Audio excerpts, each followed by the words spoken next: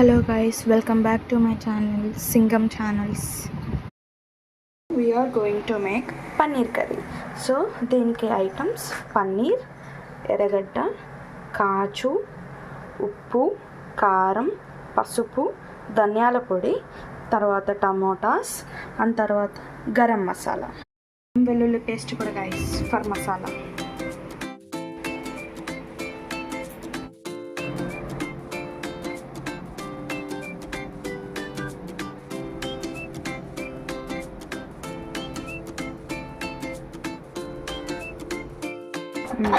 ఇప్పుడు మనం stove on చేసుకొని కడాయి పెట్టుకోవాలి. ఇప్పుడు అందులోనే ఆయిల్ కూడా వేసుకోవాలన్నమాట. ఆయిల్ బాగా హీట్ అయిన తర్వాత ఇప్పుడు మనం పన్నీర్ వేసుకోవాలి. 250 గ్రామ్స్ ఆఫ్ పన్నీర్ వేస్తున్నాను. మీరు ఎంత కావాలో అంత వేసుకోవచ్చు. ఇప్పుడు దాన్ని బాగా మిక్స్ చేయాలి. బాగా అంటే గోల్డ్ కలర్ వచ్చేంత బాగా చేయాలంట రైస్ నేనే చెప్తాను. అంటే little bit of gold colour నేను చూపిస్తాను మీకు ఎలా రావాలి అనేది. చూడండి ఇప్పుడైతే అయిపోయాయి. ఇట్లా రావాలి, లైట్గా గోల్డెన్ కలర్ రావాలి. నేను ఆ స్ట్రక్చర్ కూడా చూపిస్తాను, పన్నీర్ది ఎలా వచ్చింది, ఎలా ఫ్లఫీనెస్ అయింది అని. మా మమ్మీని అడిగితే ఇంకా కొంచెంసేపు ఎందుకు పెట్టలేదని అడిగితే అది రబ్బరీగా అయిపోతాయి, అందుకే నేను ఇంత కొంచెం సేపే పెట్టాను అని చెప్పింది.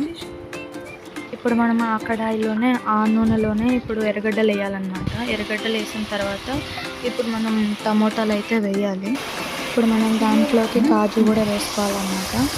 కాజు కూడా వేసుకున్న తర్వాత బాగా మిక్స్ చేయాలి.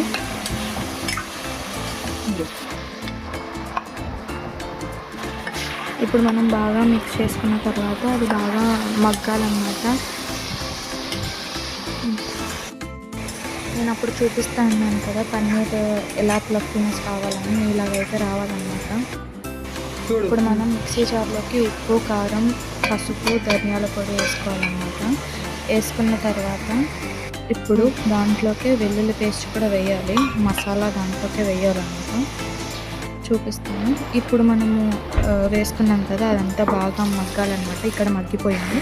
సో అవన్నీ మా మమ్మీ ఒక ప్లేట్లోకి తీస్తుంది.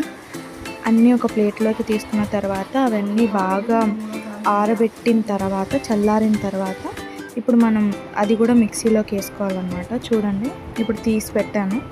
చల్లారిన తర్వాత నేను ఇప్పుడు మిక్సీలోకి వేస్తుంది మా మమ్మీ. మిక్సీలోకి వేసుకున్న తర్వాత బాగా గ్రైండ్ చేయాలన్నమాట. ఇప్పుడు మా మమ్మీ మిక్సీ వేసేస్తుంది.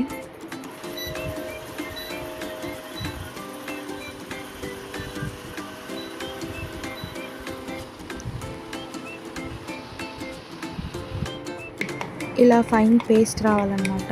ఇప్పుడు చూపిస్తున్నాను మీకు ఎలా వచ్చింది ఆ స్ట్రక్చర్ అనేది చూపిస్తున్నాను. ఇలాగైతే రావాలి మనకు పేస్ట్ అనేది. ఇప్పుడు ఆ కడాయిలోనే ఇప్పుడు చెక్క, లవంగాలు వేస్తుంది మా మమ్మీ. ఆ కడాయిలోనే వేస్తుంది.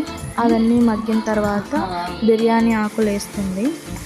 అవి కూడా కొంచెం వేగిన తర్వాత ఇప్పుడు మనం పట్టుకున్న మసాలా అంతా దాంట్లోకి వేయాలన్నమాట, ఆయిల్లోకి. అండ్ తర్వాత ఇప్పుడు కరివేపాకు కూడా వేయాలి దాంట్లోకి.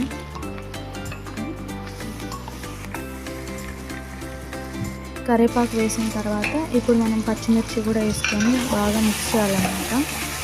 చూడండి అడుగు కింద అంటకుండా చూసుకోవాలి మనం. అండ్ తర్వాత ఇప్పుడు మా మమ్మీ దాంట్లోకి వాటర్ వేస్తుంది. మీకు ఎంతైతే గ్రేవీ కావాలో అంతైతే వాటర్ వేసుకోండి. అండ్ తర్వాత బాగా మిక్స్ చేసిన తర్వాత కొంచెం బాయిల్ అయ్యేటప్పుడు మనం పన్నీర్ వేసుకోవాలన్నమాట.